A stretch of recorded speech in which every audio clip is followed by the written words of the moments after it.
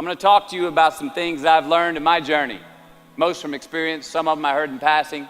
Many of them I'm still practicing, but all of them I do believe are true. Life is not easy. It is not. Don't try to make it that way. Life's not fair. It never was. It isn't now, and it won't ever be. Do not fall into the trap, the entitlement trap, of feeling like you're a victim. You are not. Get over it and get on with it. So the question that we got to ask ourselves is, what success is to us? What success is to you? Is it more money? That's fine. I got nothing against money. I don't. Maybe it's a healthy family. Maybe it's a happy marriage. Maybe it's to help others, to be famous, to be spiritually sound, to leave the world a little bit better place than you found it. Continue to ask yourself that question. Now, your answer may change over time, and that's fine. But do yourself this favor. Whatever your answer is, don't choose anything that will jeopardize your soul. Prioritize who you are, who you want to be, and don't spend time with anything that antagonizes your character. Be brave, take the hill, but first answer that question, what's my hill? So first, we have to define success for ourselves. And then we have to put in the work to maintain it. Take that daily tally. Tend our garden. Keep the things that are important to us in good shape. Where you are not is as important as where you are. It is just as important where we are not as it is where we are.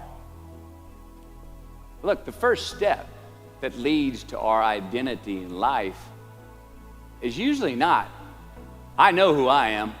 I know who I am. That's not the first step. The first step's usually, I know who I am not. Process of elimination. Defining ourselves by what we are not is the first step that leads us to really knowing who we are. You know that group of friends that you hang out with that they really might not bring out the best in you? You know, they gossip too much, or they're kind of shady. They really aren't going to be there for you in a pinch. Or how about that bar that we keep going to that we always seem to have the worst hangover from? Or that computer screen, right? That computer screen that keeps giving us an excuse not to get out of the house and engage with the world and get some real human interaction. Or how about that food that we keep eating, the stuff that tastes so good going down, it makes us feel like crap the next week, when we feel lethargic and we keep putting on weight? Well, those people, those places, those things, stop giving them your time and energy. Just don't go there. I mean, put them down. And when you do this, when you do put them down, when you quit going there, and you quit giving them your time, you inadvertently find yourself spending more time and in more places that are healthy for you, that bring you more joy. Why? Because you just eliminated the who's, the where's, the what's, and the when's that were keeping you from your identity. Like, trust me, too many options, I promise you this, too many options will make a tyrant of us all. All right, so get rid of the excess, the wasted time. Decrease your options. And if you do this, you will have accidentally, almost innocently, put in front of you what is important to you by process of elimination. Knowing who we are is hard. It's hard. So give yourself a break. Eliminate who you are not first, and you're going to find yourself where you need to be. Instead of creating outcomes that take from us, let's create more outcomes that pay us back, fill us up, keep your fire lit, turn you on for the most amount of time in your future. We try our best, we don't always do our best.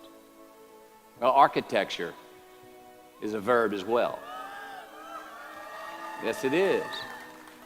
And since we are the architects of our own lives, let's study the habits, the practices, the routines that we have that lead to and feed our success, our joy, our honest pain, our laughter, our earned tears. Let's dissect that and give thanks for those things. And when we do that, guess what happens?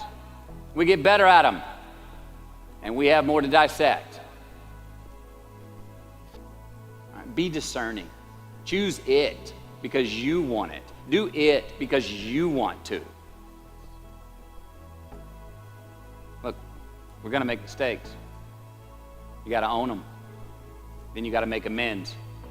And then you got to move on. Guilt and regret kills many a man before their time. So turn the page, get off the ride. You are the author of the book of your life. Turn that page.